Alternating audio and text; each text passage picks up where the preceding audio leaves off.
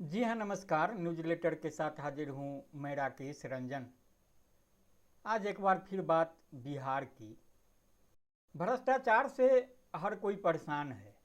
केंद्र और राज्य सरकार इस पर रोक लगाने के लिए तरह तरह के उपाय कर रही है, लेकिन यह भ्रष्टाचार है कि रुकने का नाम ही नहीं ले रहा।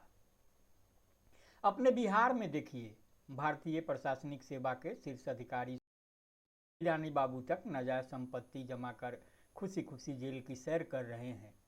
एक जेल से निकलता है तो दूसरा प्रवेश कर जाता है। क्या मजाल है कि फजीहत के बाद भी कोई घूस लेने से परहेज करे।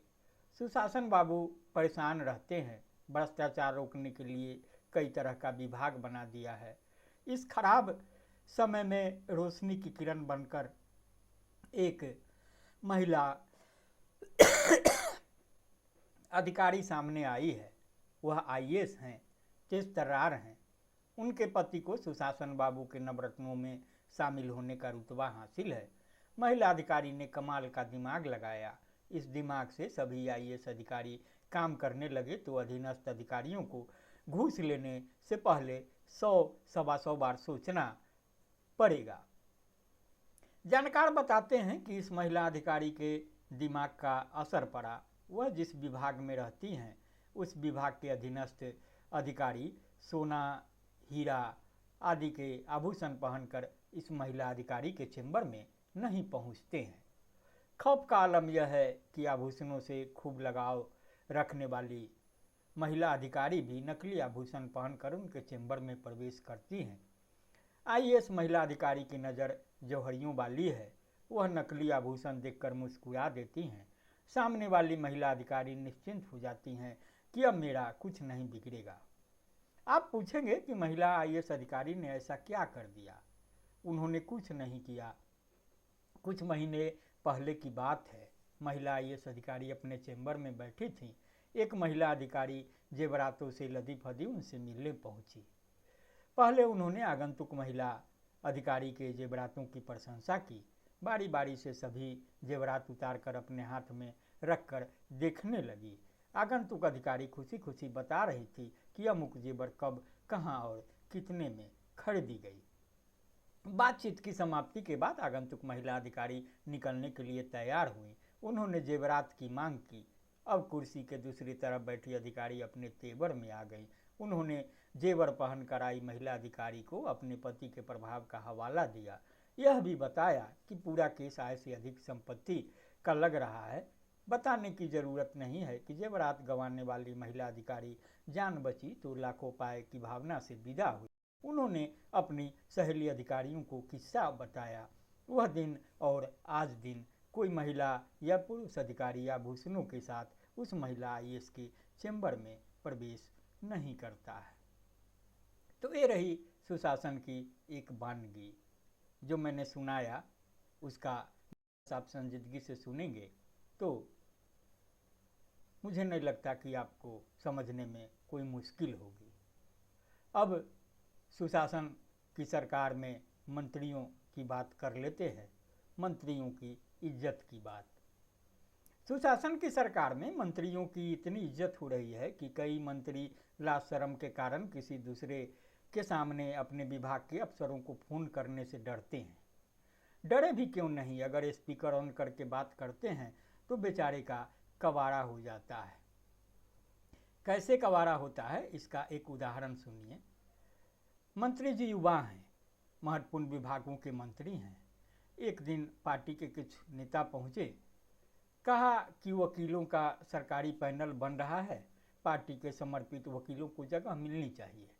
मंत्री जी जोश में आ गए। उनका कहना था कि राजपाट में वकील बंधुओं का भी हिस्सा मिलना ही चाहिए। मंत्री जी ने एक सरकारी वकील को फोन लगाया। काफ़ी देर बाद आवाज़ आई। मंत्री जी ने अपना परिचय दिया। उधर से बेफिक्री वाली आवाज़ आई, हाँ बोलिए मंत्री जी, थोड़ा रुक कर बोले, आपसे मिलना चाहते हैं। मंत्री जी यह सुनने के लिए व्याकुल थे कि उधर से कहा जाएगा कि सर आ रहे हैं। उधर से क्या कहा गया यही हम आपको बता रहे हैं, तो आप समझ जाइएगा कि क्या स्थिति है। बेचारे मंत्री जी को यह साहस नहीं हुआ कि हम सरकार हैं, अगले दिन मंत्री जी उस अधिकारी से मिलने उसके कक्ष में गए। अधिकारी ने सामान्य मुलाकातियों की तरह उनसे व्यवहार किया। पहले से बैठे मुलाकातियों से बातचीत की। क्रम के अनुसार जब मंत्री जी की बारी आई तो मंत्री जी भी मुखातिब हुए तो उनसे भी आने का कारण पूछा। मंत्री जी ने बताया कि सरकारी वकीलों के पैनल में हमारी पार्टी के वकीलों का नाम जुड़ जाता तो अच्छा रहता। ऐसे वचन बोलकर उन्होंने एक लिस्ट बढ़ा दी। अधिकारी ने लिस्ट लेने के बाद उनसे चाय के बारे में पूछा।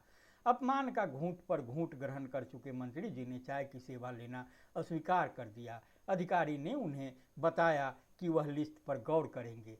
वैसे आपको पता ही है कि वकीलों के मामले में अंतिम निर्णय सुशासन बाबू ही लेते हैं, बाकी आपकी किस्मत।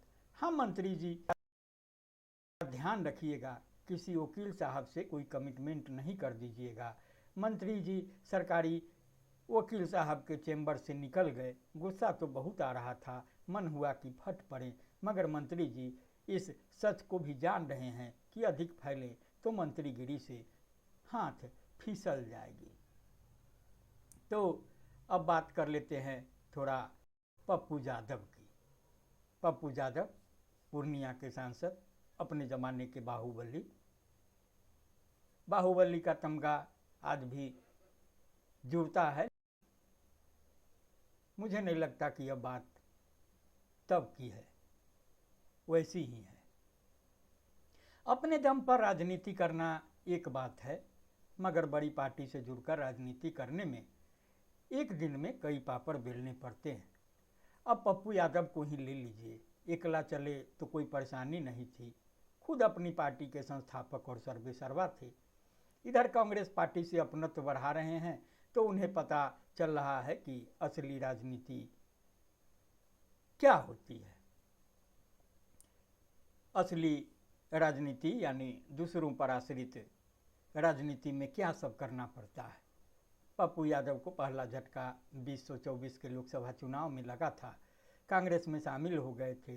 टिकट लेने की बारी आई तो कांग्रेस के साथ साथ राजद ने भी टांग फंसा दिया। ये तो अच्छा हुआ कि पप्पू यादव निर्दलीय चुनाव लड़ गए। उन्होंने चुनाव लड़ने का निर्णय लिया और मैदान में उतरे। अब आगे की आफत सुनिए। पप्पू यादव के मामले में कांग्रेस पार्टी दो हिस्से में बटी है। राहुल गांधी के रुख का पता नहीं चलता है, मगर उनके कुछ करीबी नेता चाहते हैं कि पप्पू यादव कांग्रेस से जुड़ जाए। ऐसे ही नेताओं के संरक्षण के कारण पप्पू यादव झारखंड विधानसभा के चुनाव में कांग्रेस के पक्ष में चुनाव प्रचार करने चले गए। कांग्रेस की सेहत अच्छी रही, फिर भी आधिकारिक रूप से पप्पू यादव को 2 कौड़ी का श्रेय नहीं दिया गया। अभी दिल्ली विधानसभा प्रचार कराए, पता नहीं उसका श्रेय मिलेगा या नहीं। लॉरेंस बिश्नोई गैंग की कथित धमकी के मामले में पप्पू यादव व्यथित हो गए। इंटरव्यू में रोने लगे। कांग्रेस के बड़े हिस्से ने कहा, देखो इसी दम पर खुद को। किसी ने फोन पर धमकी दी और ये लगे रोने। इस धमकी की परिणति ने कांग्रेसी को पप्पू यादव का मजाक बनाने का एक और अवसर दिया, क्योंकि धमकी देने वाले का लॉरेंस बिश्नोई गिरोह से दूर दूर तक कुछ लेना देना नहीं था। धमकी देने वाला चिंदी चोर श्रेणी का अपराधी था। एक और केस देखिए। 18 जनवरी को राहुल गांधी पटना आए। 2 जगह भाषण था। पप्पू यादव को भाषण नहीं देना था, सिर्फ राहुल गांधी से मिलना था। प्रदेश के कांग्रेसियों ने ऐसा प्रबंध किया कि पप्पू यादव की राहुल गांधी से मुलाकात नहीं हो पाई। पप्पू यादव को ऐसी रणनीति बनाई गई कि आसपास भी फटकने नहीं दिया गया राहुल गांधी के। जहाज के लिए समय बचा था, लोग राहुल गांधी को लालू प्रसाद से मिलवाने चले गए, फिर वहीं से दिल्ली के लिए उड़ा दिया। कहते हैं असली राजनीति। कुल मिलाकर कांग्रेस के करीब जाने के लिए पप्पू यादव को बहुत पापड़ बेलना पड़ेगा। तो इसके अलावे बिहार की बात में एक और है, फ़ोन न उठाने की बात और उसका जो खामियाजा है। आप कुछ उन लोगों को ज़रूर जानते होंगे जो यह कहकर से कि बघारने से नहीं चूकते कि किसी अनजान नंबर से आने वाले कॉल की वे नोटिस नहीं लेते। आप यह जानकर हैरत में पड़ जाएंगे कि इसी तरह की सेखी के कारण एक संभावनाशील राजद नेता की मिट्टी पलीद हो गई है। आपको पता होगा कि इस समय प्रदेश राजद अध्यक्ष विहीन अवस्था को प्राप्त हो गया है। जगता बाबू घर धरे हुए हैं, ऑफिस नहीं आते हैं, घर से काम चलाते हैं। राजद के संविधान के अनुसार उनका अध्यक्ष वाला कार्यकाल भी पूरा होने वाला है। सुप्रीमो के वफादार, सुप्रीमो यानी लालू प्रसाद के वफादार जगदा बाबू के विकल्प की तलाश की गई। सबसे ऊपर मेहता जी का नाम आया। खानदानी समाजवादी परिवार के हैं। लाख उठापटक के बावजूद जगदा बाबू की तरह कभी दल नहीं बदला। कुशवाहा समाज से हैं, जिन पर अभी सभी दलों का जोर है। अपराधी और दबंग की जगह विनम्र और लोकलाज की समझ रखने वाले नेताजी की उनकी छवि है। अभी हाल में उनके घर और ठिकानों कोऑपरेटिव बैंक में धांधली कर जुटाए गए धन की पकड़ के लिए केंद्रीय जांच एजेंसी ने छापा डाला था। उनके घर से क्या मिला नहीं मिला इस बात पर बहस नहीं हो रही, क्योंकि राजद ने पहले ही केंद्रीय एजेंसियों को नरेंद्र मोदी का पिट्ठू करार दिया है। राजद के लोग जब इतने छापे पड़ने पर भी लालू प्रसाद और उनके परिवार के लोगों को दोषी नहीं मानते हैं, तो एक अदद छापे के लिए मेहता जी को कैसे दोषी मान ले। सो केंद्रीय एजेंसियों के छापे को भी प्रदेश अध्यक्ष की दावेदारी के रास्ते में अवरोध नहीं माना गया। सिर्फ एक शिकायत दर्ज, फोन नहीं उठाते। यह बात निकली तो राजद के कई नेताओं ने हामी भरी कि यह उनके साथ भी हुआ है। नेताओं ने उन दिनों को याद किया जब मेहता जी राजस्व एवं भूमि सुधार विभाग के मंत्री हुआ करते थे। हद तो तब हो गई कि उन्होंने प्रेस कॉन्फ्रेंस बुलाकर दावा किया कि आज से वह खास लोगों की बात क्या आम लोगों का भी फोन नहीं उठाएंगे। इस घोषणा के अगले दिन कई आम और खास लोगों ने मेहता जी को फोन किया। नहीं उठाना था सो नहीं उठा।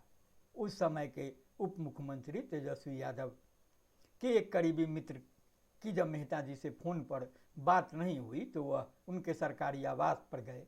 शिकायत की कि आप फ़ोन नहीं उठाते हैं। मेहता जी ने मुंह बनाकर जवाब दिया, क्या उठाएं, मेरा फ़ोन भी तो कोई नहीं उठाता है। ऐसा कहते हुए मेहता जी ने नवादा जिले के एक सीओ को फ़ोन मिलाया। घंटी बजती रही, सीओ साहब ने जवाब नहीं दिया। कहा, देखिए यही हाल है। खैर, इस बार अगर मेहता जी प्रदेश अध्यक्ष नहीं बनते हैं तो न बनने का यही कारण होगा, यानी फ़ोन नहीं उठाना, मतलब किसी की चिंता नहीं करना। इस तरह का अध्यक्ष किसी और दल में भले चले जाए, राजद में तो नहीं चलेगा। तो बहरहाल संजीदगी से सुनेंगे, गुनेंगे और प्रतिक्रिया से जरूर अवगत कराएंगे। नमस्कार।